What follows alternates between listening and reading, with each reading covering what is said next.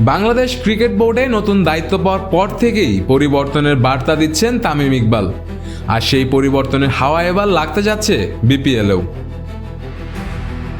Cricket অঙ্গনের একাধিক সূত্রের তথ্য অনুযায়ী আমিনুল ইসলাম বুলবুলের নেতৃত্বাধীন বোর্ডের সময় বিপিএল ফ্রাঞ্চাইজি মালিকদের সঙ্গে হওয়া 5 বছরের চুক্তি বাতিল করে নতুন রেভিনিউ শেয়ারিং মডেলে আবারও দীর্ঘমেয়াদী চুক্তির পরিকল্পনা করছে বর্তমান বোর্ড।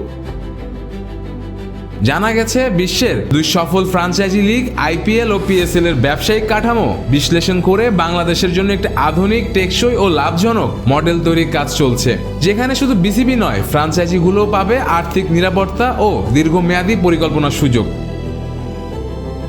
নতুন কাঠামো অনুমোদনের পর দেশের শীর্ষ ব্যবসায়িক প্রতিষ্ঠান ও বড় বিনিয়োগকারীদের সঙ্গে আলোচনা শুরু করবে বিপিএল গভর্নিং কাউন্সিল। লক্ষ্য একটাই, বিপিএলকে শুধু একটি টুর্নামেন্ট নয়, বরং দক্ষিণ এশিয়ার অন্যতম শক্তিশালী ক্রিকেট ব্র্যান্ড হিসেবে প্রতিষ্ঠিত করা।